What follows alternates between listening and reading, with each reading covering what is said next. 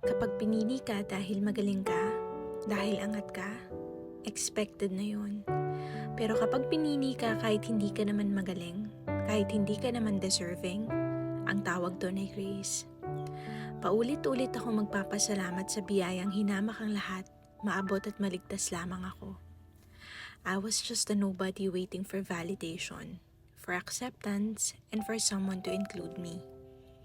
Naging people pleaser ako kasi akala ko noon kapag ginalingan ko, kapag may pakinabang ako, at kapag may kaya akong ibigay, mamahalin at tatanggapin ako ng tao.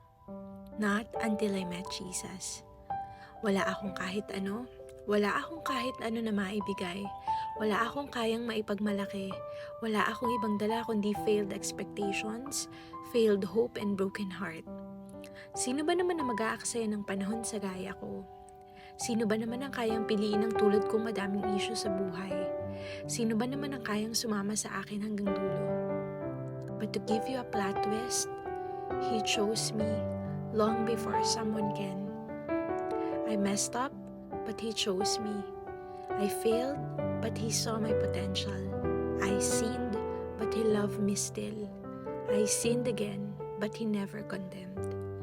Marahil marami na ang tumanggi. Marahil marami na ang tumalikod. Marahil marami na ang humindi sa'yo. Pero ito yung sigurado.